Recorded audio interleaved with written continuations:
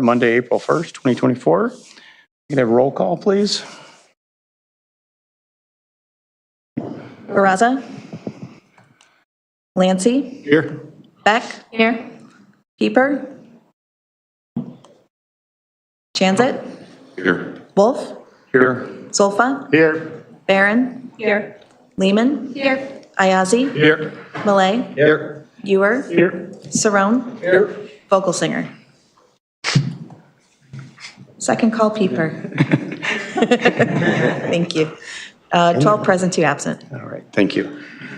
Just a reminder for everybody, if you're going to come up and use the mic tonight, make sure you adjust it so you can see the little green light come on when you're talking and you can hear yourself over the speakers in the room. That way we know we're getting you out on broadcast.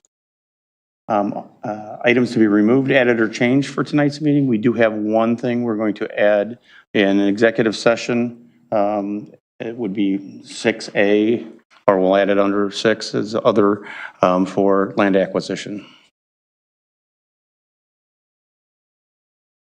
Okay. Move on to matters from the public for anything not on the agenda, since there's only one item. Point of order, I think we do have to codify that if we're changing the agenda. You would like us to vote on? Okay. See, we let the lawyer leave and then you catch me. Okay, then we will vote on first the amendment to the agenda for tonight to add the executive session. So moved. Second. Motion by Chanzit, second by Solfa. All those in favor? Aye. Opposed?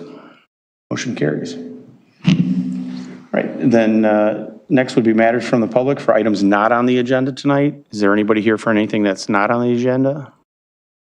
Okay. We'll move on right to our discussion tonight on resolutions regarding the Israel-Hamas war. We had 3 memos that were, or a memo that was sent out with 3 different resolutions in it. And I guess what I would say is, I don't know if I want to do public comment first, because I know that there's people here that want to speak, or do we want to talk about the 3 resolutions first? Neither. I think we should talk about whether or not we want to have resolutions and why and what and how. The public spoke for 20 minutes 2 weeks ago, which is the purpose for this meeting, so that we can discuss. Okay. So how about we discuss first, then let the public speak. Okay. And that's what I wanted to try to gauge, was where we wanted to go with this tonight. So I guess, I don't know if we want to go around the table on this one, or if we want to just speak, let each one of us speak that wants to get something off on this. I think we should do that. Dan? I would recognize that resolutions and proclamations issued by the mayor tend to be subjective in nature sometimes. Is that we will pick up a topic that's important to us, our community, and we'll move forward with it. We'll celebrate it year to year. Things like Arbor Day, things like recognitions, things like that. Rarely have we delved into national politics or international politics at all. It's had to have been something that was organic from this group. Very rarely have we taken up something asked of us. But that said, sometimes it doesn't take a lot to get momentum moving for a proclamation in the mayor's office, if it's a feel-good kind of thing or if it's the right side of history kind of thing. So I'm not opposed to a resolution like this, but it should be one that can garner very quick support with a debate that does not last tremendously long, because the answer should be clear to all of us if we're going to take an issue up like this at all. That's what I would say. Thank you. Alderman Solfa? And I have spoken with many people, since we had this last discussion, and kind of the general theme that I received is, why are we doing this? And what purpose does it serve? And we're the city of Batavia, and we don't really want to necessarily offend one side or the other on this situation, because it's not something where it's a cut and dry situation. One person commented to me, why don't we just do a resolution and we have the peace bridge? Yeah, peace on earth. That's what Batavia stands for. But But the general comments that I've received is more of a situation of, why are you guys doing this? And they're just not quite sure that it serves a purpose. And these are from people with all different views on the whole situation. You know, it's not like I'm not like I'm talking to people and they all have the same view. They all have, believe me, expressed different views on this.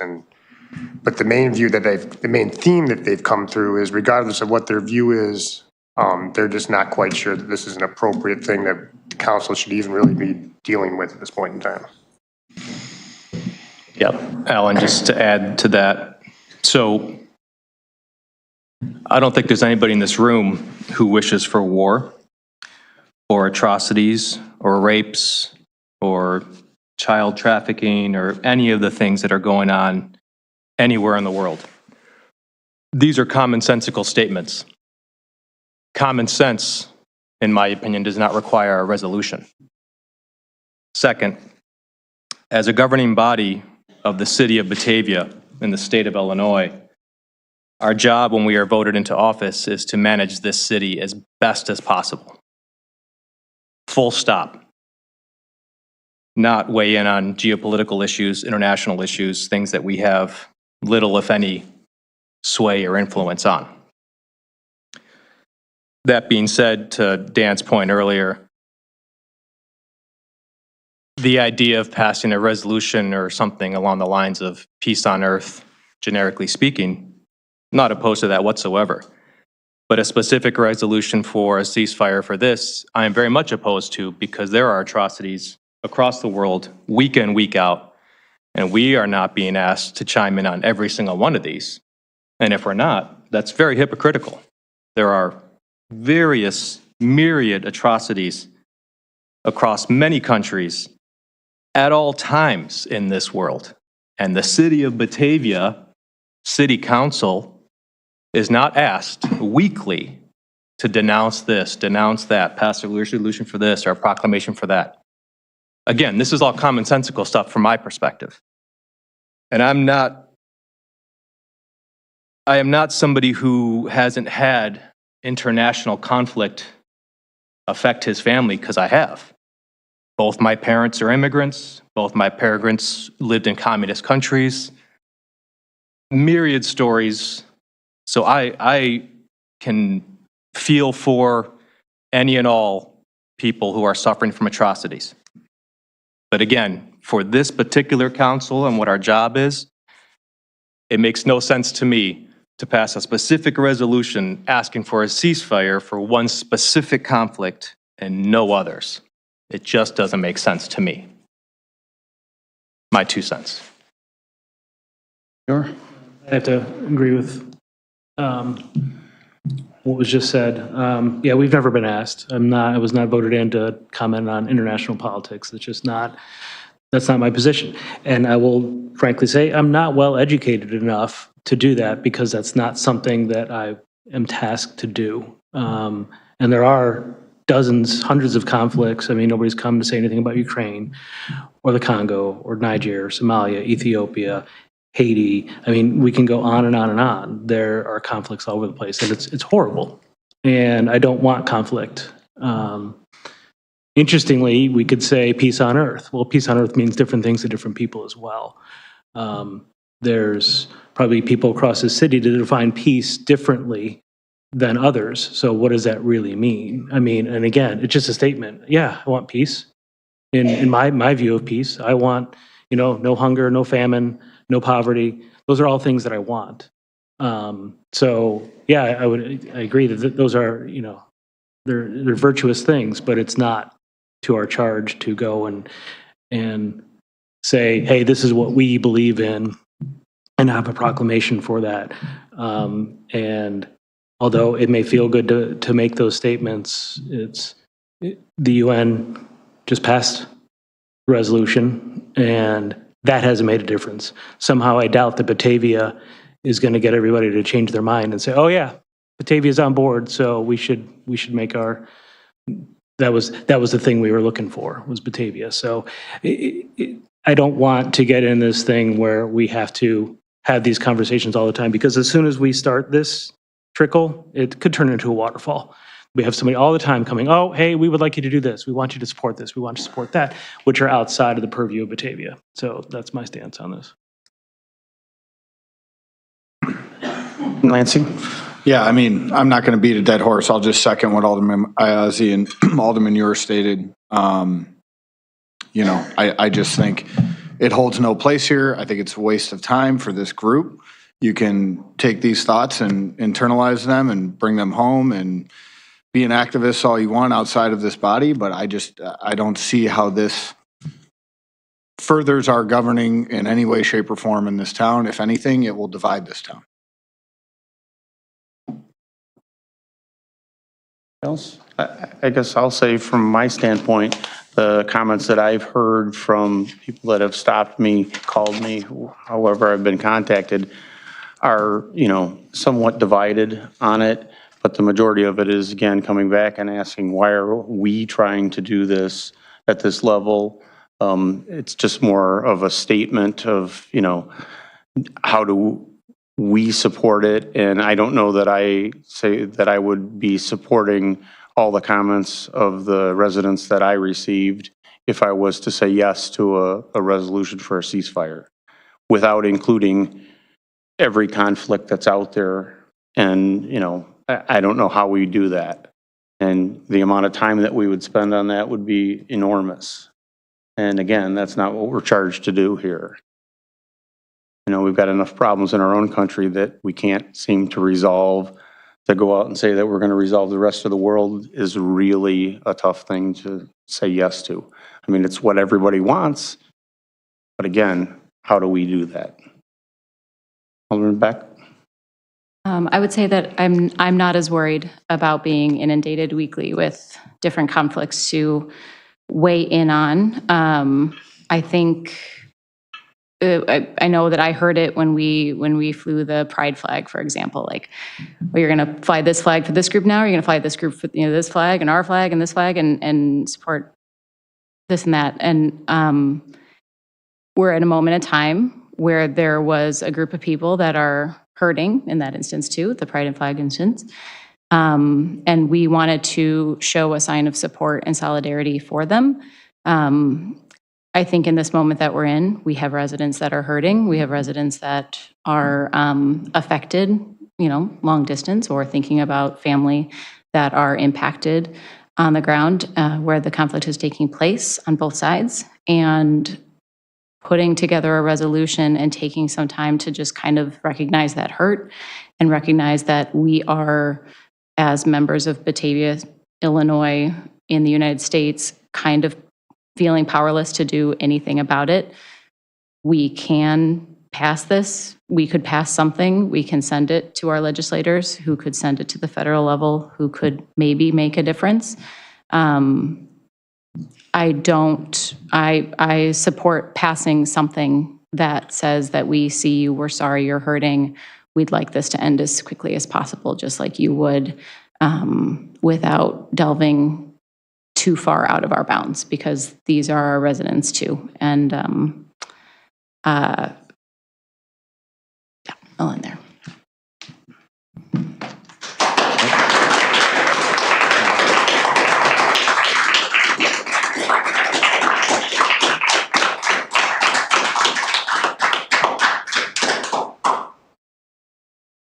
I just heard the term residents, and that is who we were voted in by, was the residents of Batavia. If I recall correctly from the last time this was up, in terms of the speakers from the public, well, there were a few people that were residents of Batavia. If my recollection is correct, I would say more than 50% of them were admittedly not residents of Batavia. So, I mean, I just want to point that out, that, you know, there's people who have their own political views who aren't even residents of Batavia who are coming and trying to promote this. And when the term residents come up, I think we need to remember who's driving the bus on some of these things. And I will admit that there are some very concerned residents of Batavia. If, like I said, if I recall correctly, there were quite a few people who were not residents of Batavia, who spoke very passionately and very eloquently, but they were not residents of Batavia. Alderman Chancet? I think Alderman Beck did hit the nail on the head on this one. For the number of times that we look in the audience and see nobody, and wish there were people listening to the things we were talking about. Or we see a room full of people that leave after the horse and pony is done on a Monday night and we talk about the budget or something else. There are people in the community who are hurting. We don't get requests like this often. And it would be disingenuous of me in the position I was in, especially having asked for a community that was hurting with a community that had dead LGBTQ kids and looking for a way to stop that from happening, starting with a beacon of hope, which was the pride flag. It wasn't a lot to ask. It didn't really affect a lot of people. It was a good start. And if the UN has already actually voted on something, yeah, we might actually be a little late to this, but it wouldn't hurt to recognize the hurt, recognize that we have a room full of people here that want to be represented, and say, we're not taking sides on your issue, but we do want the pain to stop, and we want the people above us who have the authority to do what they're supposed to do. If we get one of those every cow, I wouldn't be opposed to a 5-minute discussion on, yep, this is another one of those, but we're not going to get those. We're not going to. And God forbid we get those. It's not a world I want to live in. I don't think we will, though. But I would support Alderman Beck if that's the route we're going.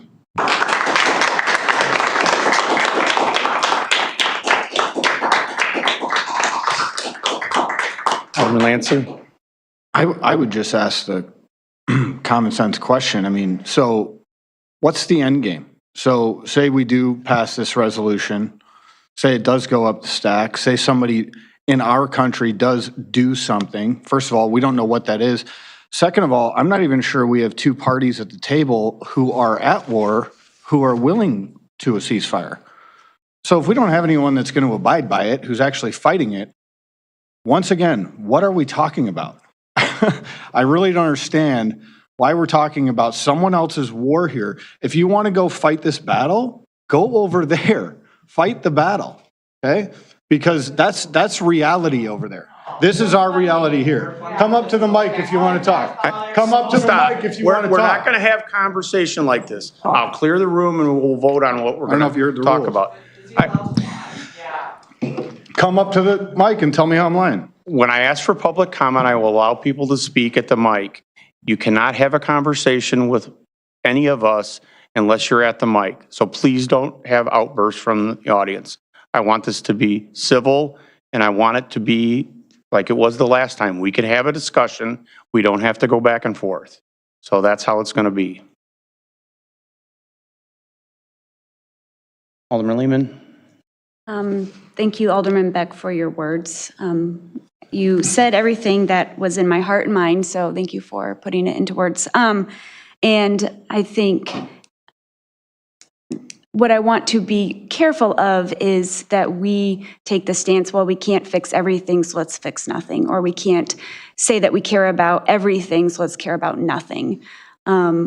So if anything, this would show our representatives, which this is, there's different levels of governance, and so we have a voice, just like we're talking about with the electric utility bill. That we send to the next level, that goes to the next level. And it just will send the message that Batavia cares. We care about our residents. I'm looking out here, I see many people here who live in Batavia. They go to our schools, they are on our school board, they represent Batavia, they live here. So yes, these are our residents. And then these are our residents with their friends, with their community who are here supporting them and showing their love for them too. This is happening on the other side of the world, but it is impacting people who live in our community. So it does matter, and our voice here does matter.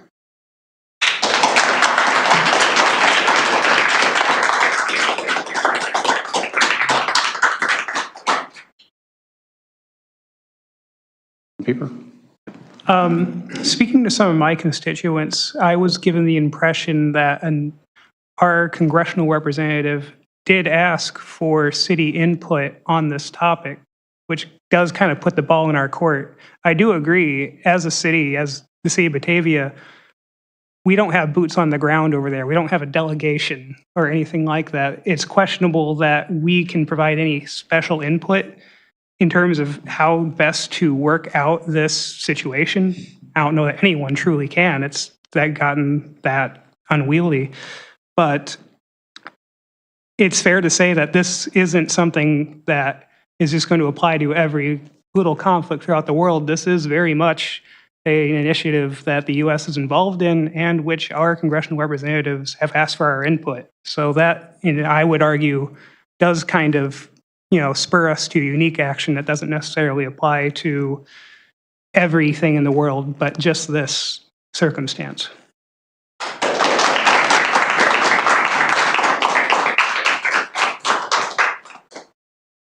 For anybody who wishes to communicate directly with the federal administration, you can go to the whitehouse.gov website and submit any and all requests, commentary, criticisms, complaints every single day, day after day. Inundate them with phone calls, emails, anything and everything. A resolution from the city of Batavia will not be anywhere near as effective as that, in my opinion. Again, I'm going back with the city of Batavia. We're here to administer this city. You want to complain to the federal government? Please do. I want you to. Every single day, send in emails, send in phone calls. Those get tallied at the federal level. You want to have input? That's directly to the source. It's my opinion.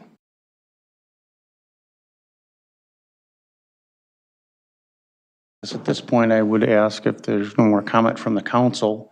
Do we want to discuss the three resolutions that were brought up to us, that were provided by the public, looked up by our own staff at our direction to see if there was something out there that they thought would be palatable to us to go on with?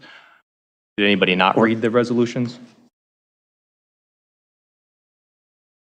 Alan, may I make a suggestion that maybe we do a straw poll on council if we can even come into an agreement let's come to agreement if we can do a resolution that acknowledges that the city of Batavia supports our voice in saying that we care about our community, we care about those hurting in the world and in our community, and kind of like the one that Bolingbrook that we were emailed. And if we can, do we have a straw poll that we can even have support to do a resolution of that magnitude? And that's what I kind of felt that, out of the three that I read through, and that kind of went with the comments that I got from the public that were in support of a resolution, was the middle of the three that, to me, I think spoke more about Batavia's commitment towards world peace than the other two. I feel really nervous about one of the lines, I think it was in the first one, about the federal HR bill, that's the House resolution, that you have no idea what's in it because it's probably going to pass at 2 o'clock in the morning. And I just would never feel comfortable with any of us saying yes to that without knowing what could be in it or not in it.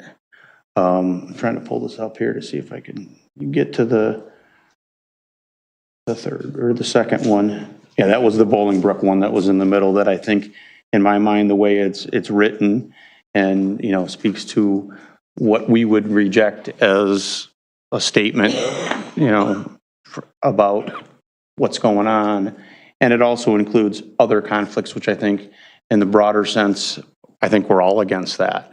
I mean, whether you want a resolution or not, you don't want to see people killing each other. You don't want to see people raping. You don't want to see all the things that we know are wrong in this world happening. And if that's something that we do want to say, that's the one I think that's closest to what I think the majority of the sentiment would be here if we were to, stand behind a resolution. I think Alderwoman Lehman is right. We should straw poll and see, do we have an interest in doing a resolution of any type? And if so, let's continue on the discussion. And if not, we could spend 2 hours. Right. And I don't think that that's fair to put the public through. That's fair to put us through. Agreed. If we don't have that Support ready Agreed. for a resolution. Agreed. Do we need to make a, Straw poll, you don't have to. In straw poll, we can do that, and that'll, gauge that. I don't know if we want to do it with a roll call, or do we want to just raise your, what? Why don't you read the volume? It's been rewritten. I think we're just trying to decide. We're if we're gonna do a deciding whether resolution. or not we want to have a resolution or have a discussion on what the resolution is going to say. Public comment, I mean, there's a lot of people here who want to speak on this matter. Not at the moment. At the moment, we're trying to make up our mind whether or not we want to have a resolution. If we do, then yes, we want you to talk. And yes, we will allow you to talk for that. So at the last meeting, you asked for us to have a meeting to talk about whether or not we're going to have a resolution. At this time, we have to decide that. So at that point, if we decide we're going to have a resolution, then we would ask you to speak on, your support of what things you would like us to say.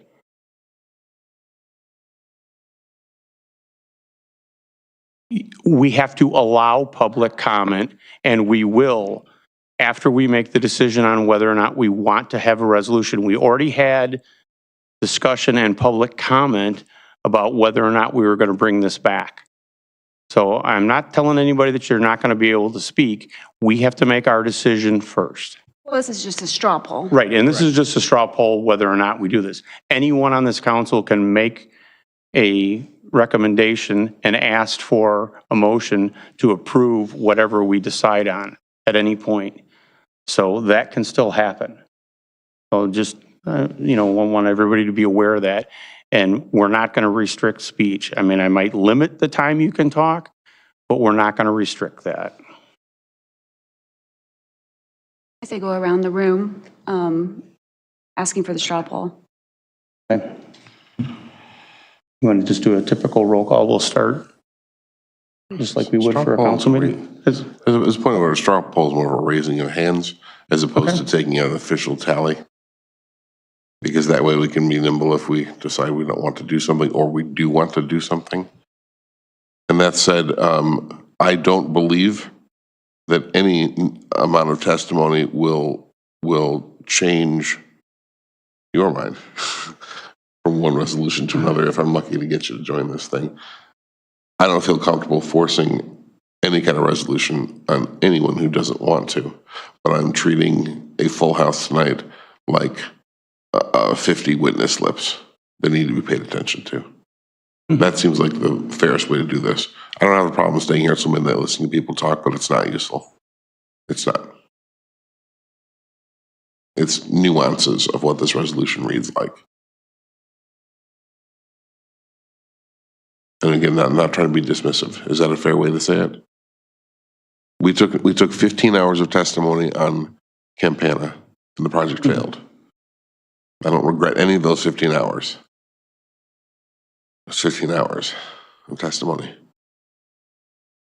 I think with a straw poll, people just got to, let's just do it. I mean, I don't care if you raise your hand or if you say yes or no or what. I mean, let's just find out the numbers. So do we want to have a discussion on a resolution for a ceasefire?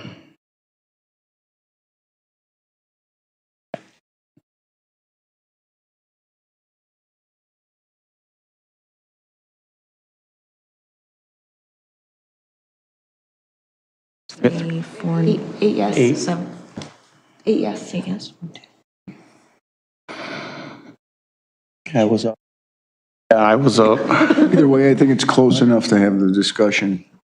I don't think, personally, I wouldn't vote for something on a ceasefire, but if we're going to decide to do something that's about peace or a proclamation or something, I think that could be part of the conversation. But we're close enough where I don't think we want to shut these people down because of one person who's not sure. And I mean, when it goes back to council, we still have 2 that aren't here as well, if we were to do that. Jen? The way that I kind of see this going, if I could just put a recommendation out there, is definitely we'll take the people's comment and listen to them. But I think, all parts of the resolution, there isn't one resolution that screamed at me that I absolutely like. And what I would like to maybe suggest is that with some of the members of the audience, work with some of the council members or staff to maybe come together with a resolution in the direction that we're looking at going, of forming. I think that could, I mean, we could talk about that for a month before we would get anything out of it. I mean, that's my fear with that. If, Do you have a hurry to get this done? Besides, Subcommittee wouldn't have the authority to speak on behalf of the council, so we might be spinning our wheels. okay. That's all. I was just, It's a wonderful idea. I mean, as I thought about this, you know, since we had the last meeting, I wanted it as short and sweet and simple as possible if we're going to pass something, if we're going to do that. And I think back, the mayor made a comment on the way out of here that night was, take a picture of the Peace Bridge, send that, and tell them to stop killing each other. I mean, that's really that simple. The reality of it is that's what we'd be saying, and what comes out of it, we don't know.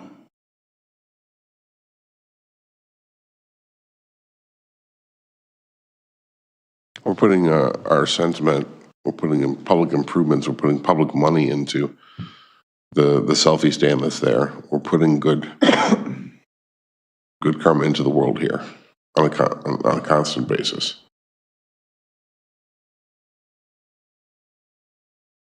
Other comment? We'll take public comment now. I'd like to try to have you try to stay within 3 minutes or so, just real short and sweet, exactly what you want to say. I think we are all aware of the passion that every one of you has, whether it's personal connection to it, however you're connected to it. You know, I don't want somebody to not feel like they're heard, but I also want to give everybody a chance. And if everybody took 10 minutes, we'd be here forever. So if you can keep your comments direct and to the point, and we can move right through this. Thank you. And we only need your name for the record. Nope, you can't ask that anymore. My name is Peter Kozak Rivera. I'm here to speak as a human being, not a resident, just a Jew. I don't know if you've heard a lot from my community so far. I implore you to pass a robust resolution calling for an immediate ceasefire and permanent ceasefire in Gaza, the reestablishment of vital aid routes, which will end up, if we do not do this, will kill far more people than the bombs have so far. And 3, the safe return of all hostages. What could be more balanced? I live down the street from my local masjid. It's a Muslim mosque. And last Friday, I passed by during iftar. One thing I noticed was the local police standing guard outside. I knew why they were there. The sight evoked memories of my own childhood experiences attending synagogue. Growing up, I became all too familiar with the presence of guns, police, security perimeters surrounding my place of worship. It was a stark reminder that there were individuals who harbored ill intentions towards me simply because of who I was. These thoughts extend beyond my own safety to my own Jewish godsons who face the unsettling reality of being targeted solely because of their heritage. I harbor no sympathy for Hamas, and I condemn their actions unequivocally. Yet I firmly believe that the path to lasting peace and security cannot be paved with vengeance, violence, and destruction. History has shown us time and time again that military intervention alone is insufficient in resolving complex conflicts. The wars in Afghanistan and Iraq following 9/11, as well as the decades-long conflict in Israel and Palestine, serve as painful reminders of this reality. Moreover, the disproportionate toll of civilian casualties, particularly children, only perpetuates a vicious cycle of retaliation and violence that endangers all our children, my godchildren, and little Wadia, less than 30 minutes away from here. Not 1,000 miles away, 30 minutes. I believe that the key to rendering Hamas irrelevant, not destroyed, irrelevant, lies in addressing the root causes of the conflict and providing the Palestinian people with hope for a better future by advocating for dignity, equality, and justice for all. We can create an environment where violence becomes not only unnecessary, but unthinkable. Please pass a resolution here that is meaningful. In Judaism, we're taught that to save one life is to save the entire world. One small act can carry immense significance. Batavia has a chance to play a meaningful role in making the world safe for all children, whether here or in Plainfield or in Rafah or Tel Aviv. Thank you for your time and consideration.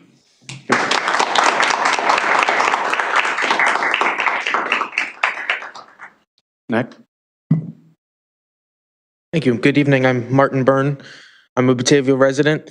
Have been my whole life, or almost my whole life, very active in the community.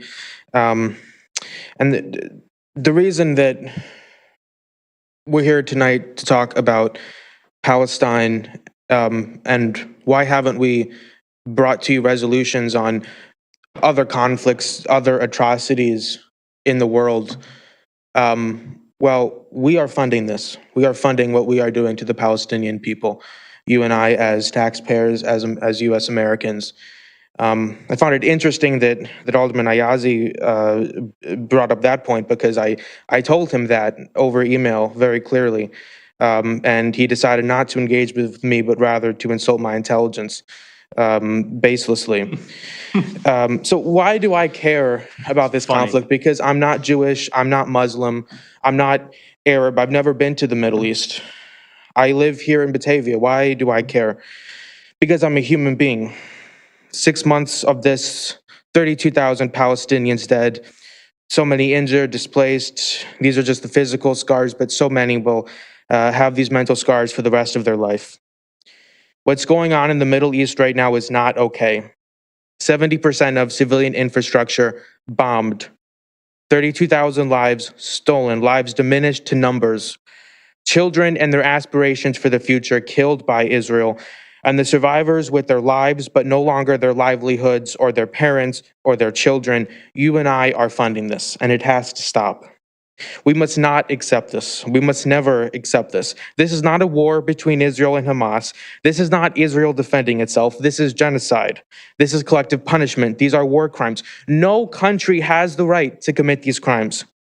Palestine may be far away, but that distance is not filled with difference. Palestinians are humans. We all look up at the same sky and see the same sun and moon. We drink the same water and have many of the same aspirations as human beings: to be in good health, to be safe, to feel good about ourselves, to contribute to our community, and to be a good neighbor.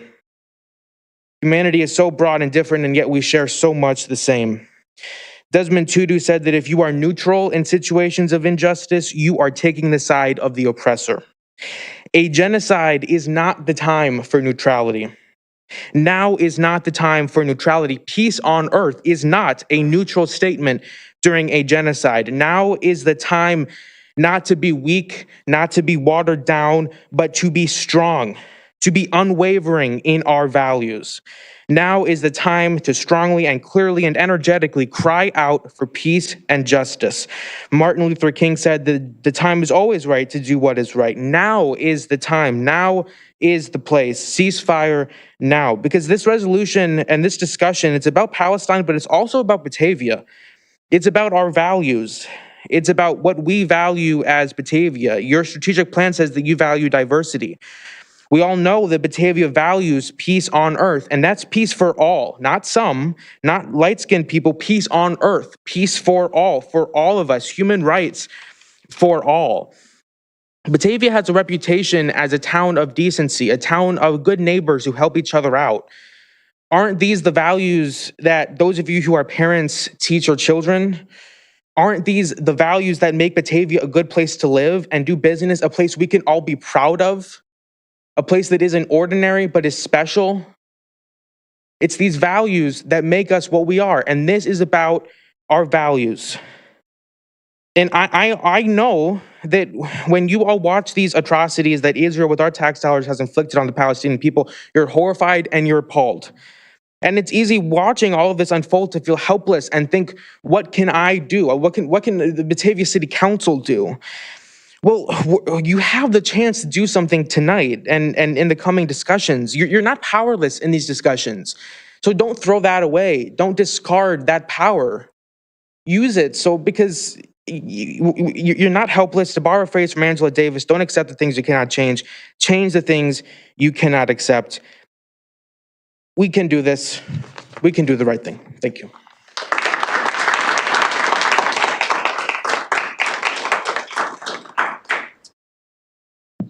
Good evening. My name is Satnam Singh Mago, and today happens to be the first day of Sikh Awareness and Appreciation Month in the state of Illinois.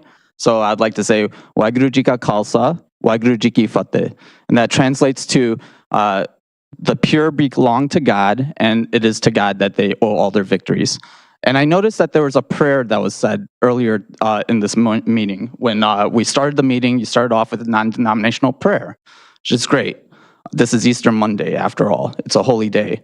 I'm not of any of the Abrahamic faiths. I'm neither Christian, Muslim, or Jewish, because this is not an aspect of religion. This is just we are here in peace. But what I would like to add to this is that while we're talking here on Easter Monday, the birthplace of Jesus, who was born under occupation, is being bombed with our tax dollars. So that is something that we have to take into account. And also, I would like to add that we always are able to pass resolutions after a genocide has finished. So how impactful is that? And I'll tell you, it is impactful because my people experienced a genocide in 1984 at the hand of Hindu nationalists in India. This is something that no Sikh American or Sikh anywhere in the world can forget. Never again means never again for all people. But that genocide in 1984, it took years and years for California state, local boards like this to pass a resolution that talked about that genocide. And then all of a sudden it bubbled up, and then last year they passed a resolution that called it a genocide. The Indian government still refuses it, denies it, and we know because Sikhs have been targeted in America and in Canada. One Sikh was assassinated in Canada by the Indian government. So you say that these international issues don't matter, but they do. When you give this recognition, now the American government is protecting my community from the Indian government and Hindu nationalists within Modi's government because they're targeting Sikh activists for this type of stuff. So when you pass a resolution when America is literally involved with taxpayer dollars, just sent $18 billion worth of fighter jets, you say that that doesn't matter. Well, how about the local resolutions that passed in the early 1900s all across California to recognize Armenian genocide? And to our shame, our nation didn't recognize it until 100 years later. Do you think that the local communities that pressured their state governments, we heard earlier a resolution you guys were talking about, you're trying to use that resolution to pressure Springfield. You think that that doesn't have an overlying effect to pressure the federal government and so on and so forth? I think that you guys should not be gaslighting us, because ultimately, if you think that we have to go to Washington, D.C., then you're saying that who has the money and the resources? You are our representatives. All politics are local. So if you represent us, it is upon you to then put the next man up and pressure then our state government, then pressure our federal government. And this is not an international issue. This is an American issue. Israel cannot exist the way that they do without America supporting it. So if we say that Netanyahu is in control of this, no, he's not. In 1982, Menachem Begin was engaging in a genocidal attack on Lebanon, invaded Lebanon, and with one phone call, Ronald Reagan said, cut that crap out. He said an expletive, and he called it a Holocaust. So just understand that the power of America to tell Israel what to do, they're our client state. We give them $4 billion a year. Please don't insult our intelligence. This is an American issue. Thank you, and God bless.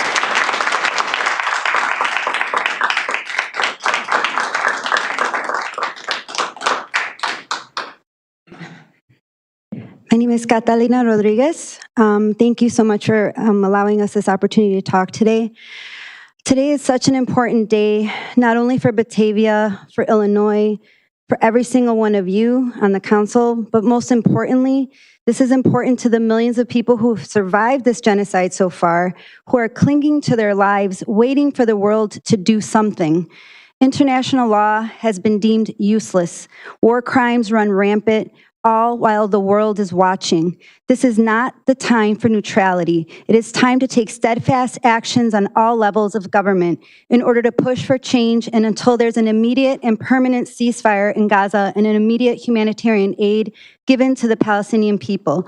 This is not a political issue nor a religious one. This is not a war. This is a genocide. This is the biggest humanitarian travesty of our lifetime, and what you decide to accept today will not only send a message of what Batavia stands for, but will directly impact how many more people will live or die. I know to some local representatives, they feel that this statement is somewhat inflated, but they feel that the local actions mean nothing or have no impact on foreign policy. And to me, this reaction is very telling. If any elected official feels so disempowered to think that their stance on this humanitarian crisis means nothing, what message are you sending to every single person sitting in this room in front of you today? If we can't reach you here in front of us, our local representatives, how will we ever reach our state and federal representatives? Congressman Foster said himself that he would only consider a permanent ceasefire if he received local resolutions en masse. We need to hold our state and federal representatives responsible, and we need you to send this message. If this request is too cumbersome for you, I ask you to please self-reflect and ask yourself why you are even a public servant. Why does it matter? It matters because we are funding this genocide. This message cannot be watered down. It must be clear. There's a genocide occurring. Millions of people are nearing a man-made famine. Children are dying from malnutrition, and aid is being held at the borders. All this can change in a minute if the U.S. would demand a permanent ceasefire and demand humanitarian aid into Gaza. I hear you, and I see that you want to be careful about your dialogue, your words, your language, but how do you tiptoe around the fact that this horrific mass killing is occurring? Women are giving birth to underweight babies like no doctors have ever seen before. Doctors are forced to perform C-sections on women without anesthesia. Children are losing their limbs and undergoing the same exact thing. Burn victims and those injured are forced to nurse their wounds with dirty water and no antibiotics. There are no words to make this sound just, no neutral stance that will have any impact to stop this. A neutral resolution does nothing to stop this genocide and reeks of an all lives matter rhetoric that is not only dismissive, but insulting to these people asking for your support. This plea is not because we feel like this cause is more important than any other, but we make it out of desperation for all the people in Gaza who are displaced, starving, and under constant bombardment. Batavia's Peace on Earth Act will lose all of its meaning if we can't take a strong stance today. This resolution must call for an immediate and permanent ceasefire in Gaza and an immediate humanitarian aid for all Palestinian people. Thank you.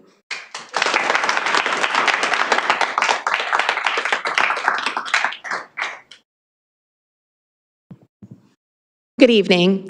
My name is Ekta Gill. I'm an Indian American, and I am from the Sikhism faith as well. I am here tonight to urge this council to pass the ceasefire resolution specifically brought to this council by Batavia residents. I first want to acknowledge and appreciate this council's willingness to discuss and add to the agenda a ceasefire resolution. To answer the question why city council resolutions, like has been stated before, I will simply reiterate, state representatives like Bill Foster have made it clear that local city council resolutions allow voices like his to be stronger in Washington. Batavia will be among the first to join a chorus of growing Illinoisian voices from Chicago to Villa Park to Urbana to Bolingbrook. It is important to make our voices loud and clear so our message is not just heard, but actually listened to. And the message must be this: ceasefire now, ceasefire permanently, not some wishy-washy, we want world peace as if we're competing for Miss United States.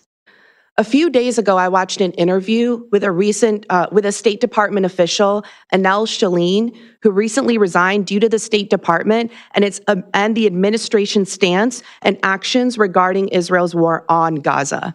She said, quote, "And I just want to be clear that Israel is in violation of U.S. laws, whether it's the Leahy laws or the Foreign Assistance Act, Section 620I. The law is very clear here," end quote. In case anyone does not know, the Leahy laws explicitly require that when it is determined that a foreign government's military units are committing gross human rights violations, those units are no longer eligible to receive U.S. military assistance. There is also the part of the law that if a foreign country is blocking U.S. humanitarian aid, that also violates their ability to receive U.S. military assistance. Israel is violating both of our Leahy laws. She went on to point out that multiple countries, multiple international institutions have determined and publicly called what is happening in Gaza a genocide, including the United Nations, to which we, the U.S., are a signatory and a sitting member, including the International Court of Justice that found in January this year Israel is plausibly committing acts of genocide and told Israel it must do whatever is in its power to prevent this from happening. An example of Israel's response: they recently, in the last week, invaded Al-Shifa Hospital, and the Israeli army and its soldiers have admitted to executing 400 people, including children. How is this not a violation of our laws? And yet, these are just the most recent violations from thousands that have occurred in the past 6 months. We are about to enter the 7th month of this genocide. Netanyahu made a speech yesterday saying that he is going to invade Rafah, a city that is currently sheltering 1.5 million refugees that the Israeli army told to go there for their safety. Now they are there stuck to be picked off like rats in a cage. Because that is what Israel's government has been telling us and showing us over the past 6 months. They consider the Palestinian people vermin to be exterminated. Killing children does not make anybody safe. Indiscriminately bombing with 2,000-ton bombs does not make anyone safe. These actions, these choices are designed to exterminate and kill people. Israel is committing genocide against the Palestinian people. The U.S. is a signatory to the Genocide Convention. And in that convention, it is made very clear that it is not just the duty of every signatory country, but every person who is a citizen of a signatory country to do what is in their capacity to stop the genocide when and where it occurs. I need to stop you. We're past 4 minutes already, so. Okay. All right, thank you.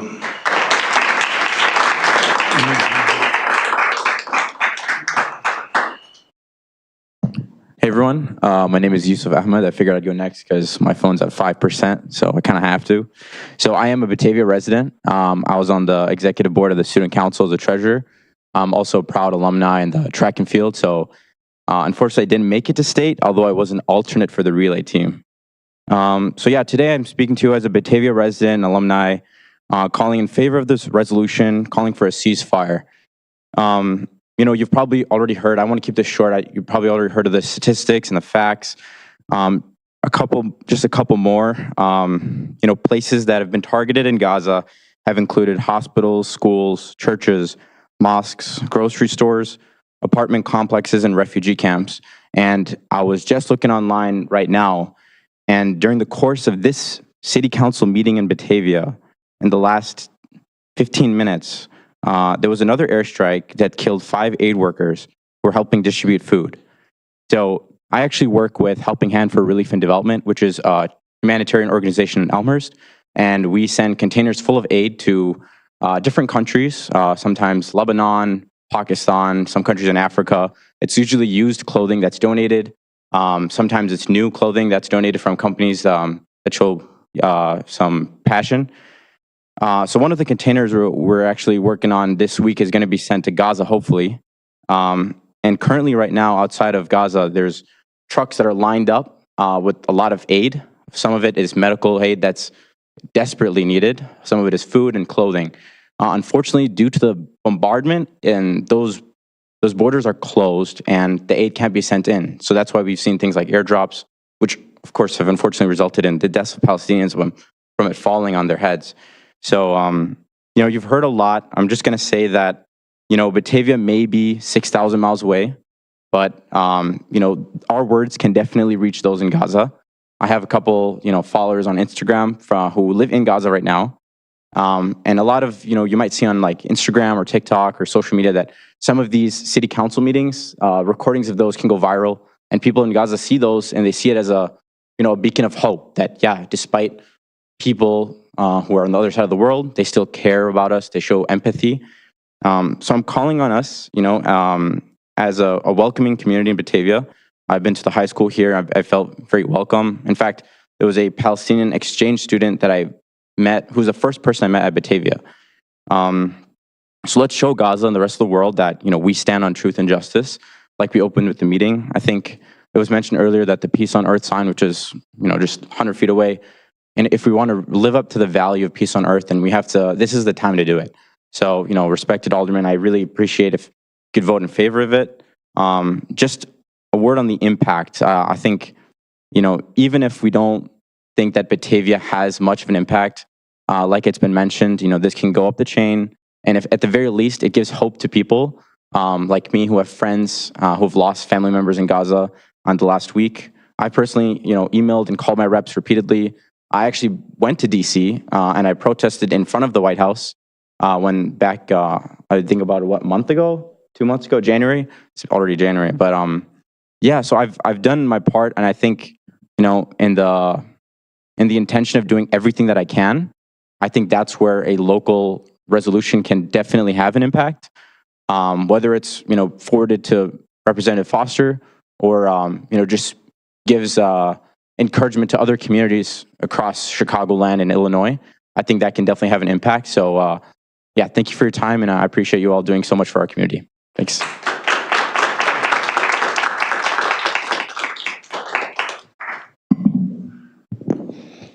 Hello, my name is Shannon Cameron. I'm going to try to directly address some of the points that you all brought up in your discussion. I appreciate the discussion very much, and again, I thank you for putting this on the agenda. What purpose does this serve, especially at this level in Batavia? Well, as a mental health professional and as an educator, I can tell you it is affecting local residents here every single day. Young children are seeing that some children deserve food and others do not. Some women deserve to have full hysterectomies right after giving birth, and some can be saved from bleeding out. Some children are currently being taught that their lives are worthless and other lives have worth. And how does that impact generations to come? And people's mental health, and especially our Palestinian and many Muslim brothers and sisters in this community, see the inaction, the incredibly inhumanity of inaction. Alderman, you said, why don't you go to whitehouse.gov? Oh, we have. We have called every day. Perfect. We have met with our Congress people and our representatives. We have demanded and shouted from the rooftops. We've sent postcards, we've sent letters, we've sent emails, we've called. The difference between you and them is you don't take AIPAC money. You don't take J Street money. You have, I hope, and I believe, a moral compass, and that you can't be bought, and that you see the impact in your community, and you want to do no more harm and say, I believe that we should do something to put pressure. I will also say that no movement that's really done anything that has been impactful, whether that's civil rights, we talked about the gay rights movement, etc., has always started with the people. It has always been a grassroots effort. It has never been top down. So we depend on you as our elected officials to put the pressure on to the next level. We're doing our job. We are spending hours and days organizing, attempting to just cry out and say, please stop the genocide. Do something if you have power and you have privilege and power. Please. Other things, it's a slippery slope. We'll be passing resolutions all the time. This conflict is especially egregious, and as other people have said, we are funding it. In a perfect democracy, we'd be coming and the public could talk to you and we'd be discussing everything all the time. I realize that's not reality, but that's what a beautiful democracy looks like. Because we can't do them can't do them all doesn't mean we shouldn't make a resolution. To me, that is a weak argument. The UN has passed a resolution. What is Batavia going to do? Well, our congressional representatives have said they need local pressure to act, but also temporary resolutions have happened. And our representative to the UN has voted no on lots of those things. Not Batavia residents coming up here to speak. Well, there's several here tonight, and several had to leave because they have young children that they have to put to bed. Some of them were here and had to leave early because this was so late in the day. If you want to end the word, go fight it yourself. I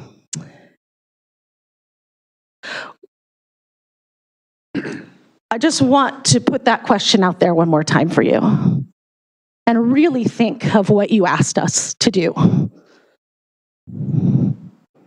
And please tell me how I can go fight, because you better believe I would rather be there than any of those children that are suffering from famine right now. You better believe that I would go and fight. So tell me how.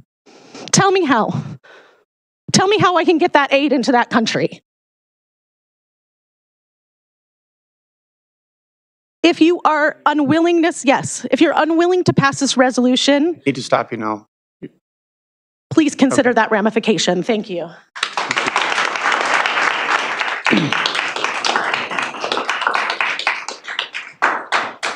Hello, my name is Adam Chambers, and I wanted to start by saying that on the day I moved to Batavia, because I am a Batavia resident, I actually met the mayor in the McDonald's right over there with my wife, and I chatted with you about how you're the mayor.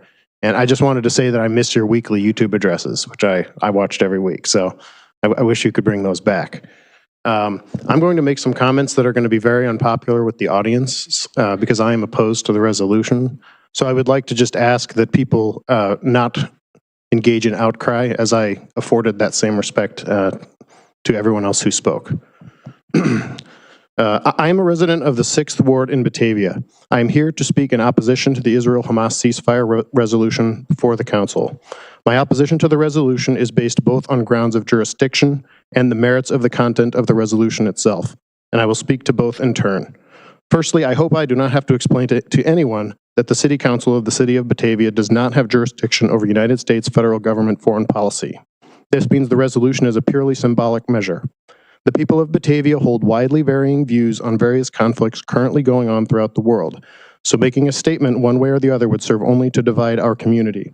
Let's not put words in the mouth of the entire community. Endorsing this resolution would also set a precedent that the City Council will take positions on all sorts of matters outside its jurisdiction, and I'm willing to guess most members did not run for their office with this in mind. I personally hold strong views on all manner of philosophical topics generally and federal policy specifically, but you will not see me working to get the Batavia City Council to endorse my personal views on federal tax policy, central bank interest rate policy, the High Seas Treaty, or the Outer Space Treaty of 1967. Let's keep the Batavia City Council about Batavia, and let's avoid adopting divisive resolutions like the one before the Council today. Secondly, I am opposed to the contents of the resolution on principle, and I unfortunately feel it is necessary here to engage with it on its merits to ensure that dissenting voices are heard, and as we have seen, every single other person has been in favor, and I am the only person speaking in opposition. I want to make sure that the opposing view is heard.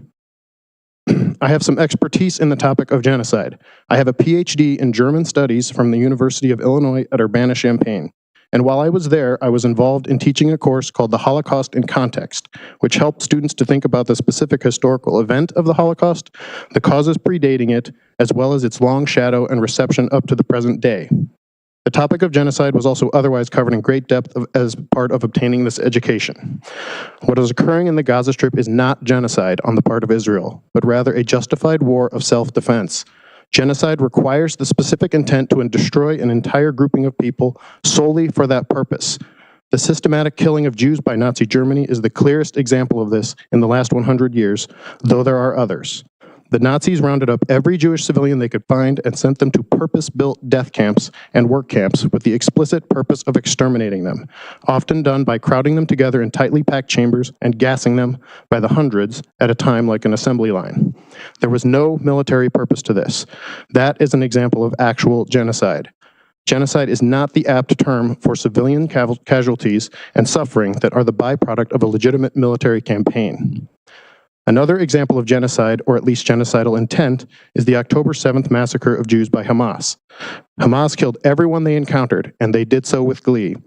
Their intent, if they had been technically capable of it, was to kill every single Jewish person in Israel. This is not what Israel is doing in the Gaza Strip. Israel is thought to possess as many as 400 nuclear weapons and a large cache of poison gases. They could have and could still easily kill every single person in the Gaza Strip within a week. If their intent were genocidal or equal to that of Hamas, genocide would have already occurred and been successfully completed as soon as last October. Genocide is not Israel's intent, but rather the elimination of Hamas. This is why only 0.7% or so of Gaza's civilian population has died. Hamas is responsible for the civilian deaths of the Palestinian people. You do not get a free pass to try to annihilate a neighboring state and its people simply because you live in a dense urban area or are cowering in underground tunnels. No state would tolerate the continued existence of a group like Hamas next door to it, and Israel must continue to pursue the total destruction of Hamas. Doing so requires an assault on Rafah. Hamas can end the suffering of the civilian population by immediately releasing all hostages and surrendering unconditionally. There is precedent for this. Both Germany and Japan launched unprovoked wars of aggression in the late 1930s, and both eventually surrendered when they recognized that they were outmatched, as Hamas is in this conflict. They eventually surrendered in acknowledgement of this reality and to spare their people further suffering. Some 2 million German civilians are thought to have been killed by the Allies and the Soviets in their campaign to defeat the Nazi aggressor. So let me ask you a question. Do you consider the deaths of these 2 million German civilians to be the main story of World War II in the European theater? Do you weep for the killed German civilians? Or do you consider the story of World War II to be that a genocidal aggressor who launched an unprovoked war was defeated at great cost to all sides in a just war of self-defense? Sir, I need to stop you. Okay, thank you. Thank you.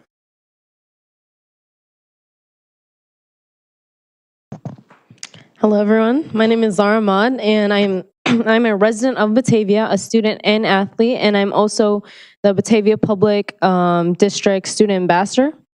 So I'd like to preface that any impact is impact, and you have power and you have influence. As members of a global community, it's our moral obligation to speak out against such atrocities and to demand an end to bloodshed. Our responsibility does not end there, rather it extends to our own backyard, right here in Batavia. By advocating for a ceasefire resolution, we not only stand in solidarity with those facing genocide, but also sends a powerful message to the children within our community. We show them that we're committed to justice, compassion, and the protection of human rights, regardless of race, religion, or nationality. According to UNICEF report, over 200 schools in Gaza have been directly hit. Let us set an example for our Batavia students and all students around the world that we do not tolerate such atrocities. Let me remind everyone that any of us could have been born Palestinian, and any of us could be facing the dire famine and genocide. So let us be there for those who are facing it. A ceasefire is not just a temporary pause in hostilities, it's a beacon of hope for those who have been living in fear and uncertainty. It's a chance to rebuild, to heal, and to pursue a future free of violence and oppression. Let us reaffirm our commitment to peace and justice.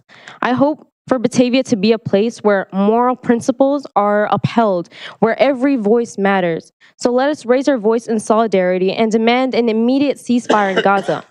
Furthermore, let us remember that this is a time where many in Gaza, like us, should be celebrating, whether it be Ramadan or Easter. Instead of mourning, they should be able to rejoice in their faith and traditions without the fear of violence hanging over them. Let us take a moment to recognize their resilience and offer support and solidarity to those during this challenging time. I hope my words are taken into careful consideration when decisions are made. Thank you.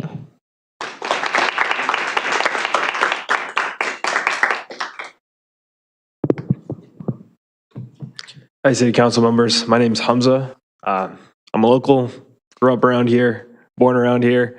I live around here in Batavia. So I just want to first thank you guys for being part of make our community better, our city better, and hopefully a better world as well. I grew up in Boy Scouts.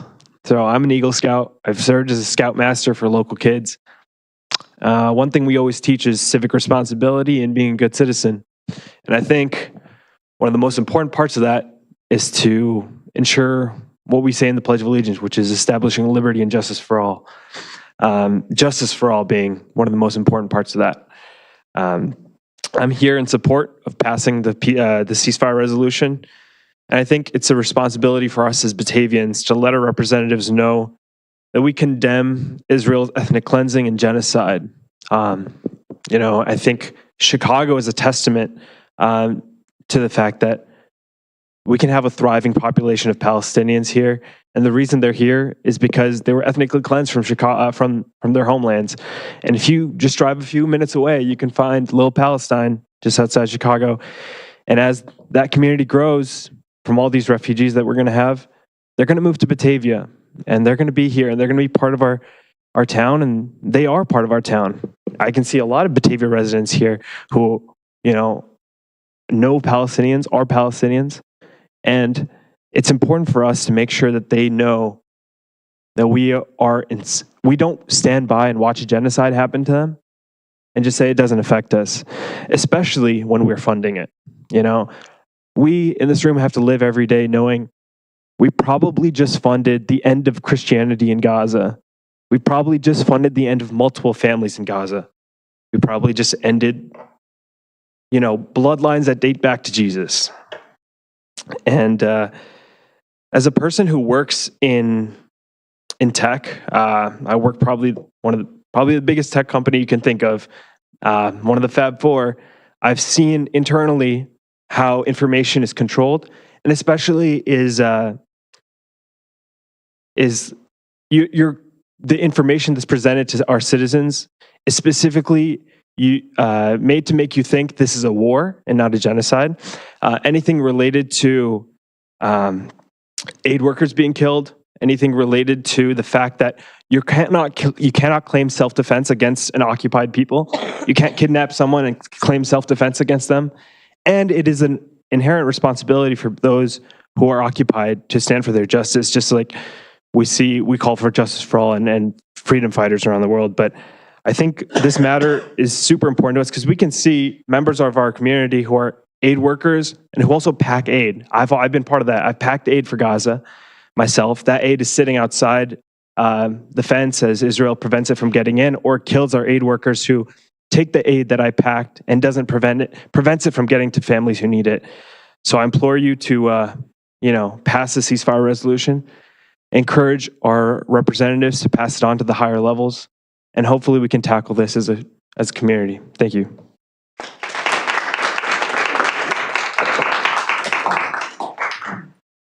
Good evening. My name is Salek Khalid. I thank the mayor and aldermen for listening to Batavia constituents and adding this discussion to today's agenda. I'd like to use my time to address the claim that a ceasefire resolution falls outside the jurisdiction of the City Council. First, state and local governments have been passing resolutions to challenge the federal government's policies since the earliest days of this republic. In fact, founding fathers Thomas Jefferson and James Madison both wrote such resolutions on behalf of U.S. states. In 1798, the federal government passed the Alien and Sedition Acts. These laws, passed in the name of national security, were extremely controversial at the time and are widely considered unconstitutional today. In response, Jefferson and Madison both wrote resolutions in opposition that were passed by the states of Kentucky and Virginia, respectively. Moving forward to the 19th century, several American towns mobilized to pass resolutions condemning the Fugitive Slave Act of 1850. Under this law, the federal government required citizens of free states to cooperate in the return of escaped slaves, making them active participants in the enslavement of their fellow human beings. Advocates of those local resolutions faced opposition from critics who said that local governments had no business commenting on federal policy concerning interstate affairs, and that they should stay focused on traditional local questions. That criticism sounds very familiar, doesn't it? If you fast forward to contemporary times, local governments have passed resolutions to oppose nuclear proliferation, to oppose the Iraq War, to support the signing of climate change treaties, and to oppose U.S. engagement with apartheid South Africa. In the case of anti-apartheid resolutions, the city councils were fiercely criticized for getting involved in an international matter. Today, we look back and acknowledge those same city councils for showing leadership and moral courage when Washington failed to do so. What I'm trying to say is that Batavia passing a ceasefire resolution would not be a revolutionary or unprecedented act in the history of American city councils, as many have already done so to influence federal policy. My neighbors and I are not asking you to nullify any federal laws. We're not asking you to engage in international diplomacy, to contact foreign governments, or to send humanitarian aid. We're asking you to support a resolution that addresses an issue with direct relevance to your community, an issue of great concern to your constituents. We're asking you to follow in the footsteps of past municipal legislators who passed resolutions to stand on the side of peace and justice. We're asking you to be brave, like your colleagues in Bolingbrook, Villa Park, Urbana, and dozens of other U.S. municipalities, townships, and counties. Thank you for your time.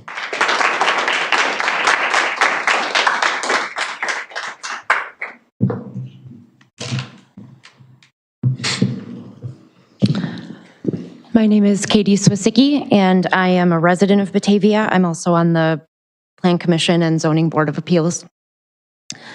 The longer we wait for someone else to do something about this, the more we argue about this somehow being a complicated and equally sided conflict.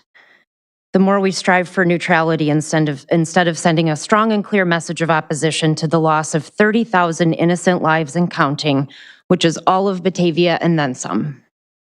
The more children starve to death in their parents' arms. The more people are disabled, the more land is destroyed, the more our money is spent on all of that. And the more platitudinous and meaningless that electrified message of peace on earth becomes on our city's most prominent landmark.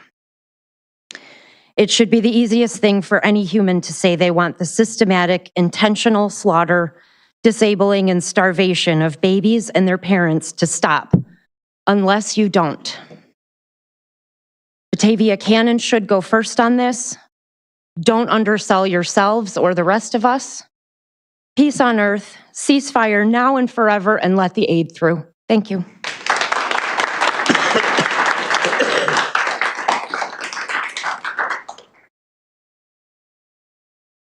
Good evening. My name is Reem. I live in Bolingbrook, but my son attends Batavia High School. I'm here to support the ceasefire resolution submitted by the residents. 65% of the population supports a ceasefire. There is nothing divisive about asking for a ceasefire and release of hostages and humanitarian aid. If someone views that as divisive, it just means that they are okay with Palestinians, with people like me being killed. I also have an expertise on genocide by being Palestinian.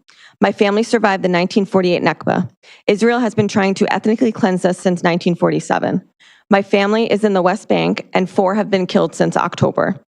Israel routinely goes into the West Bank to arrest and murder Palestinians on no grounds but just being Palestinian. It is a genocide.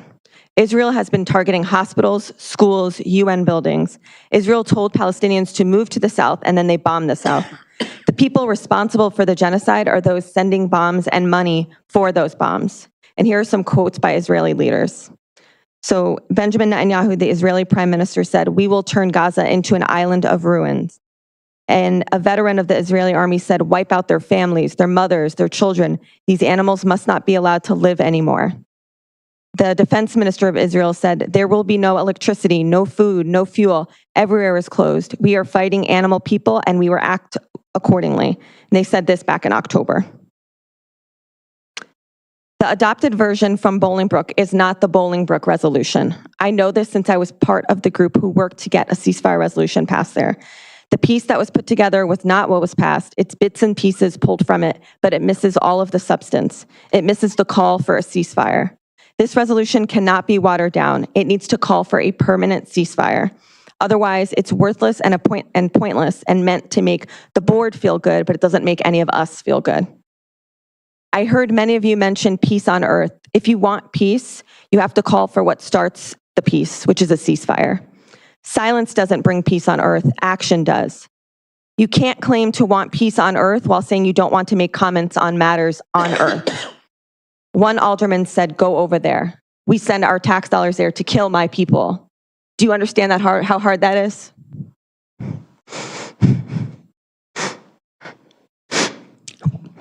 Excuse me. When our federal leaders fail us, we come to our local leaders. Another alderman said that, said they felt unsure about supporting a resolution that supports House Resolution Bill 786 because they don't know what's in it. It calls for a ceasefire. It calls for a release of hostages. It calls for immediate humanitarian aid into Gaza and all areas affected by the conflict. It is very balanced, and I encourage you all to read it and to come prepared to these meetings to speak on ceasefire resolutions. And if you don't feel educated enough, I know residents have reached out to talk to you, and I encourage you to take them up on this offer. Years from now, people will look back on this the way people looked back on municipalities that passed resolutions against South African apartheid in the 1980s. Don't you want to look back and have passed something to be proud of? Thank you.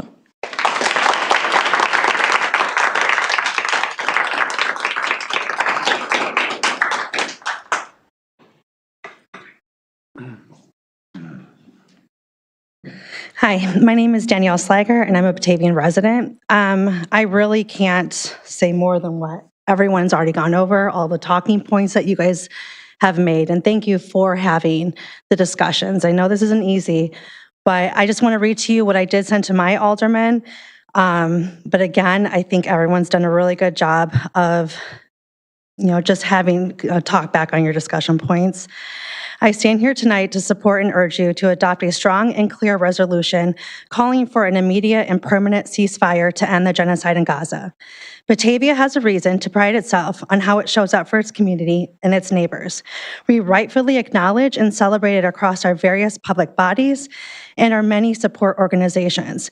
We drop everything and vocalize a need for support and aid without question, time after time. Showing up for our Palestinian community members and neighbors should be no different. I realize that our society is structured in a way that encourages us to shy away and feel uncomfortable for speaking up for vulnerable groups. But really, what harm is there in using our voices for those who can't? What harm comes of being fiscally responsible by saying we don't want our tax money to help fund a genocide that's murdering innocent civilians by the hundreds on a daily basis? I implore you to understand and value the power that your voices do have. As commented before, your vote on this matter is needed for the foundation of a ceasefire resolution and enable it to move up the ladder to Congress. If our representatives have said they'll push for one when smaller governmental bodies do, here's our chance to hold them accountable and be the voice that our community needs. Poll after poll shows that the majority of Americans support an immediate ceasefire. Data shows that more hostages were released during ceasefires than any other time. We have seen and heard story after story of how this is not a war seeking the safety of hostages. children, and women, innocent civilians, are by far the majority of those who have died and been severely injured. Not calling for an immediate ceasefire allows and supports the humanitarian crisis in Gaza to continue and only worsen. And I do understand how difficult it can feel to make decisions which impact goes beyond your personal circles and beyond your family and your own needs. These decisions don't always sit well and can feel conflicting. But at the end of the day, this ceasefire resolution causes no harm. I think you would rest better knowing you have tried to help those who have been stripped of their basic humanitarian needs, those who are going to be facing generations of trauma, those who are literally starving to death and fighting for their lives minute by minute. Won't you rest better knowing you use your power to help voice a demand for immediate ceasefire? We're watching a genocide unfold in real time. Will you help our current community and future generations continue to proudly live in a city that rightfully boasts itself as a place for peace on earth for all? One of which used its voice to stop a genocide? Or will they learn about a genocide that we all stood by and watched unfold in real time and did nothing about? Will we choose to side with the fear of feeling uncomfortable, pushing against a system that's working to politicize and justify the constant murdering, blockage of humanitarian aid, and ethnic cleansing of millions of people and children? I implore you to support an immediate ceasefire resolution using the wording that Martin submitted during the last City Council meeting. Gaza civilians who survive will have such deep-rooted trauma that will last for generations to come. While we cannot possibly take away that trauma, we can be a community who supports them and provides a change in their path forward. Thank you.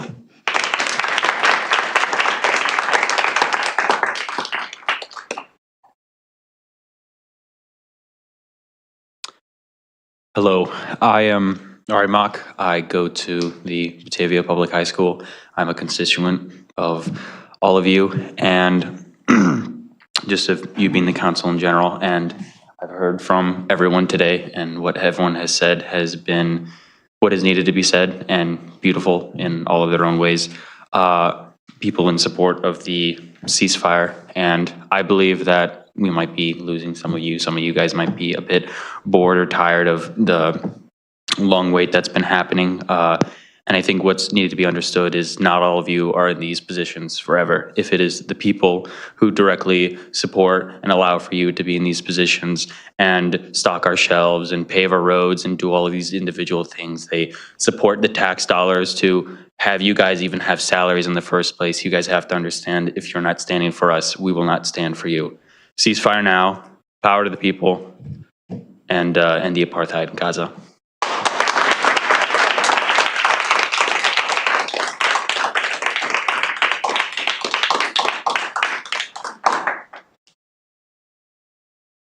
Hi, everyone. My name is David Cannon. I just want to ask, what would you have done when faced with slavery? What would you have done during the civil rights movement? What would you have done during the Holocaust? I mean, as a Batavia City Council, what would you have done? Could you and would you have done anything? And I want you to genuinely think about that. Would you vote if you could stop apartheid, if you could stop this ongoing genocide? Would you and will you? Because it is before you. There are dozens of people that have come, spent their evenings, spent so much time and energy just to get you to care about this issue. I know there's so many other things happening in the city of Batavia that are so much more fun and interesting to deal with than this. But this is something that means a lot to a lot of people. I don't know, I honestly think there is a gap between the media that we are viewing probably and that you may be viewing. I don't know if you're on Instagram. I don't know if you're on TikTok. I would encourage you to follow Eye on Palestine, EYEON Palestine. You will have to remove the filter that hides disturbing images from almost all of those posts, because it is a constant stream of the most horrific things you've ever seen in your life. Teenagers at Batavia High School are seeing this every day, Their mental health is suffering. All of our mental health is suffering. If you're not seeing that, I think you have looked the other way. Maybe not intentionally, to be completely clear. But I ask you to open your eyes. Look at what is happening. Please. We have better things to do. We want to be with our families. We want you guys to be with your families and not be doing this right now. So I humbly ask you to please consider passing Martin's proposed resolution. Just get it done and we can move on. I really appreciate it. Thank you.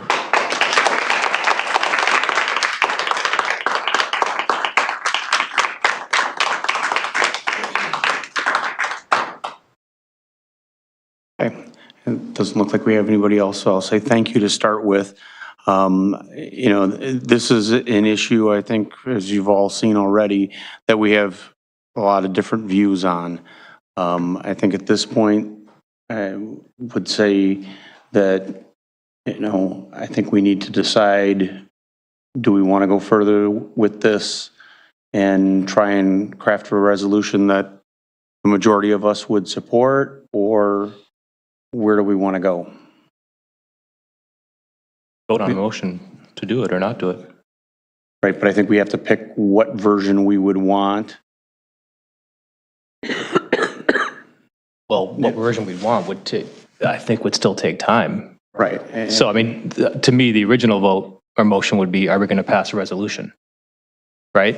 And then if so, what that resolution should be. Right. That's not a motion, though. That's just a straw poll.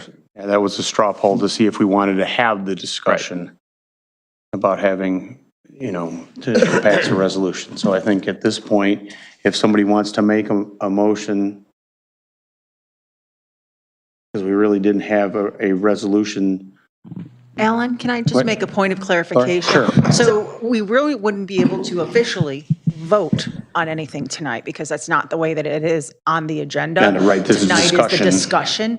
And so then you would just make a direction whether you wanted a resolution to be put to a future committee of the whole or not. I would point out, if I could, that it would certainly seem like, just based upon some of the comments by other members of council, in terms of, you know, being in favor of possibly passing a resolution, that the type of resolution that some members have indicated they might be willing to consider certainly doesn't seem to encompass what all these speakers want, which again puts me to my point of, I just don't think that this is our position of something we should do, because there's very passionate views on these things. And clearly, if we pass something similar to, let's just say the Bolingbrook thing, that's not going to make anybody here happy anyway. So, I mean, what's the point of it? What's the point of it? That's just my thought on this. I mean, I think it's a very passionate situation. I think that everybody's made very, very eloquent talking points. But again, I just go back to my situation where I don't think that there's ever going to be full agreement on wording of a resolution that's going to be satisfactory to everybody and everybody's views without offending. And I mean, that's the whole thing is, I'm just not sure that we really should dive into that end of the pool. Leah? Thank you. So thank you, everybody, for coming out tonight. I really appreciate it and taking the time to be here and sitting through our first meeting. And then thank you. And some of the people who spoke tonight even referred to this too, but at the beginning of all of our city council meetings, we pledge allegiance to this flag, and we have a wonderful Flag Day monument that is right outside this room that we all were at, and we're at the groundbreaking and at the ribbon cutting. And this flag represents freedom for people who've come to this country. And we say that we stand for justice, and we stand for truth, and we stand for freedom. And this is our opportunity to make a statement. And I don't see how asking for a ceasefire, which would benefit everybody over there right now, would be a hindrance to us or our city. So I will make a motion to put on a future meeting to pass the resolution that actually Martin brought to us.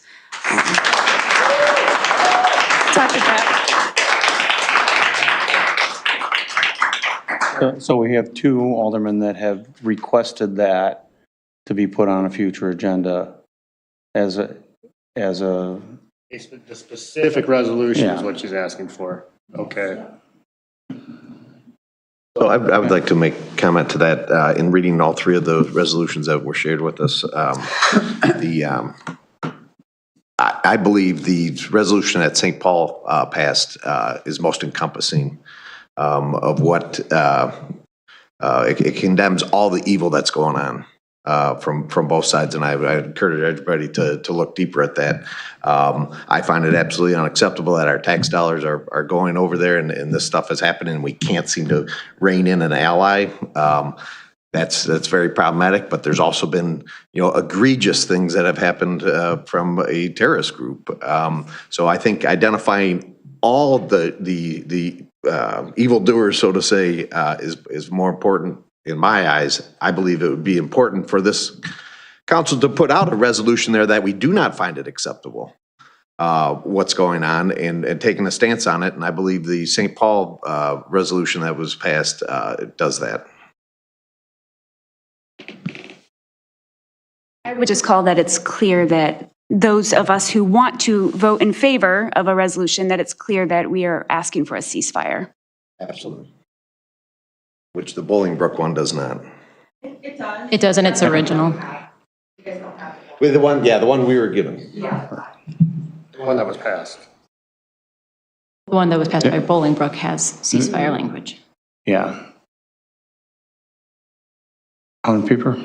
I was just speaking support. I believe I preferred the St. Paul resolution, but I will also support the first one as well. I'd like a piece out of each one. I think there's things that, to my mind, where I see agreement on certain things. I think there's things in each one that I would like to see in it if I'm going to say yes to it. And I think the ceasefire is part of it. I think, what? The aid. The aid and allowing that in, I think that's the other part that I really want to see in there. And the fact in the reworked Bolingbrook one, the way it comes out about the reasons why Batavia wants to support that. Those are the parts that I think need to be in there. And to keep it specific to that, the reason why I brought up the House resolution is because that hasn't been passed. That hasn't been signed.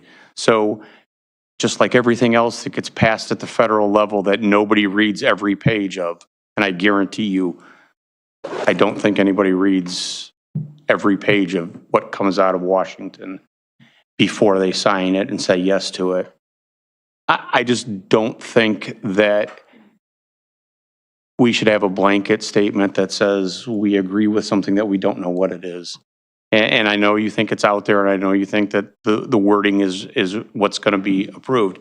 We don't know that. You don't know that. So that's why I don't like that part of what Martin turned in. And I have to tell you, out of the 20 plus years that I've been on the council, you're one of the most thorough people that has brought something up and tried to present that to us that I have been a part of and watched. So I really want to tell you how much I appreciate what you've done, and everybody in the room that's been here both times. You've conducted yourselves extremely well. There's things that we have gone through, and Dan alluded to one, that were just off the wall craziness. I had to threaten to clear a room twice. We had to have extra police in the room because it got that edgy in here. So, I have to commend the people that have come up and spoken, and the people that have sat in the audience and, responded during different times. It's been handled really well from that side of the dais. So thank you. That's very difficult LGBTQ night where we had protesters speaking against the pride flag. And I thought I had failed that evening to deliver a good presentation. And y'all saw me at Sturdy have a pint to make it home. I got an email from a constituent at Batavia High School saying, I just wanted you to know I watched you guys in your debate tonight, and I appreciate the difficult debate that you guys had. It brought me to tears, it brought me to my knees. It was Martin that wrote that email. He's lived in my ward, and if I don't deliver, they're going to run against me or convince me that I'm an old timer. So, Batavia High School puts out some good kids. They really do. Thank you, Martin.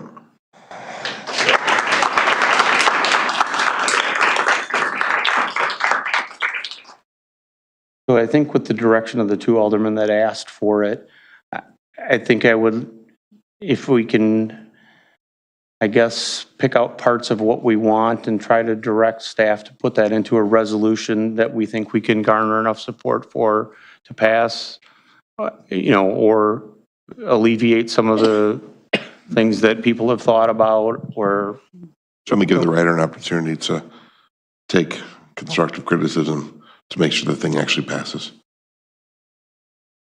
Send it back maybe for revision. And I So don't will want a to, I don't want to. subgroup of all of you work together on what parts you want from which one and then get back to staff to draft it? How will that work? I don't know, it's like designed by committee. I always hate this part of the meeting. When we have to try to pick out the things that we like. I don't know, I guess my proposal would be the rework Bolingbrook one, but get in language in there that talks about making sure the humanitarian aid can get through and that there is a ceasefire on both sides, return of the hostages. I mean, that's what I hear. That's what I feel like I'm hearing from the majority of everybody that's spoken in the group. And when we were here, all 14 of us, to be able to put that down and feel like that's not just a feel good, but a statement of what we feel like we believe. Well, we can do the same thing with Martin's resolution. We can take their resolution and turn it, to something that we're supportive of. And as I already said, we already know at this table, not everybody's going to vote for it. So we don't need to water it down so much where we're trying to get a 14-0 approval. And that's not what I'm trying to say. I don't believe I'm going to convince everybody that if we made it what we could all say yes to, that's going to happen, because I don't think that's going to happen, because there's always going to be a dissenting voice. Or very rarely does it not, especially on something this, this big. So can I just maybe make a motion that we take the next week, read over the resolutions again, and then come back on the next cow to draft the resolution? Doesn't require a motion. Well, we can't Can I make do, the suggestion? we can't do a motion on this because it's a discussion item. It's not something that's votable during this meeting that we could vote on. Alan? Or I would just say that realize that each meeting that we go on, it's likely to be the same amount of comment period as well, too. So if you were to select one or more of the versions to just actually vote on next time, then you could be assured of having a concrete direction going to a city council or not. And that's kind of why I suggested the one in the middle and adding in, the ceasefire provision, the return of hostages, the allowance of humanitarian aid through it, to bring in the things that we've heard time and time again from public testimony and from people on the council. Mark? I heard my point on this before. I agree with Alderman Millay that I thought that the St. Paul one was covered the most. When I read the three of them, I thought it covered the most, and it was the least controversial. I don't know what to say about that. I know that, the audience to my left is, looking at me as this is a cop-out, but nothing is perfect, but some leave out details that others might find objectionable. So it's, there's 8 billion people in this world, and probably about half of those feel one way and half feel the other way. So we're not going to please everybody, but that one, there's things that are left out in the Bolingbrook one and Martin's one that I think some would find objectionable. Some of our citizens would find objectionable. So that's why, we're voted in to make tough decisions, but I still think that if you're looking for something that has a little bit more balance, the St. Paul one had the most balance.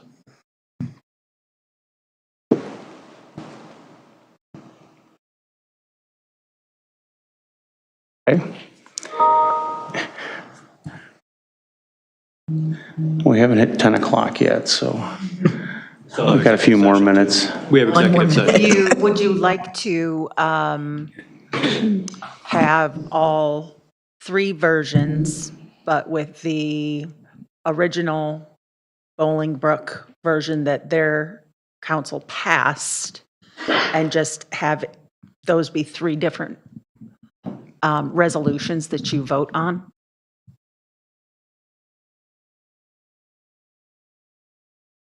So we could try and see if that's something that floats through. I mean, I think we're at a point now where it's very difficult for that. Take a straw poll on Martin's, see where we're at on that one.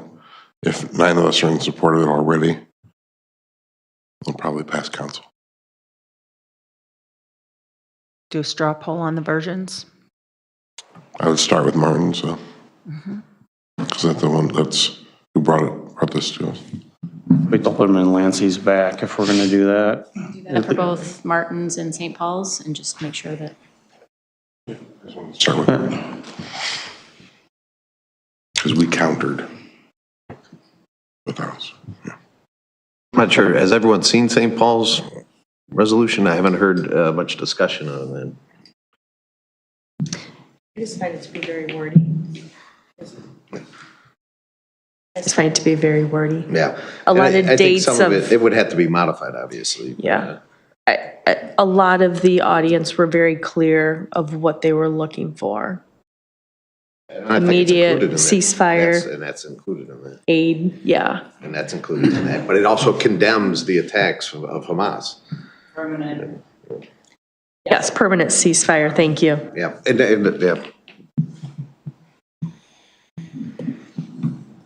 Yeah. I'd be more inclined to go with the St. Paul one. If we're not going to try and modify the Bolingbrook one. So I think, unless somebody else wants to take a stab at modifying one, then I think we do a straw poll on, Martin's the first one that was submitted, and the St. Paul one. And if we want to put those onto 2 separate resolutions, there's not support for the one in the middle with modifications, then we put the first one and the third one on. So Martin's resolution and the St. Paul one. We'll have 2 to vote on. And if anybody doesn't have any changes or anything they want to do on them, I think we put those 2 on the agenda and we vote on it. That gives us 2 options. Anybody have a problem with that, or do we want to keep talking about it? I think we do that. Does that work for you, Laura, for put those 2 on the agenda? Yes. So in 2 weeks from tonight, we would vote on those at the city council meeting. Anybody feel any different?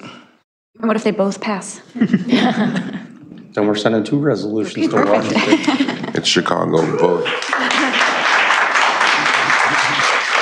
Chicago.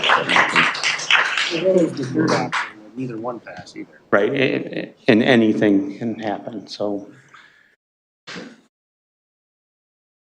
Okay.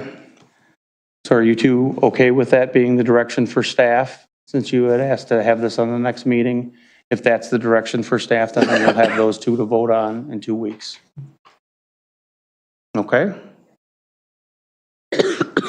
Okay. Progress, we're moving forward. Now I have to find my agenda again. I think it just Chairman? has. I think that the extra, the executive session, it being 10 o'clock, we can just wait until next Tuesday for that if you'd like. Okay. I say just do it. Knock Just it do out. it? Yeah, Okay. it's 5 minutes, Yeah. right? All right, yes. Yeah, it's not like it's half hour. Right. Right. It's knock it out. We got a clear room. Yeah. Okay, are there any Yeah, anyway. others? Clear the room. Are there any others? No. Okay, so then at this point, I would ask for a motion for adjournment to executive session. Second. Did you get who got that? I have no idea.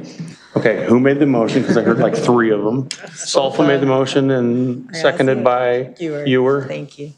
Okay, all those in favor? Aye. Opposed? Okay, we're now going to go into executive session, so thank you all for your comment and your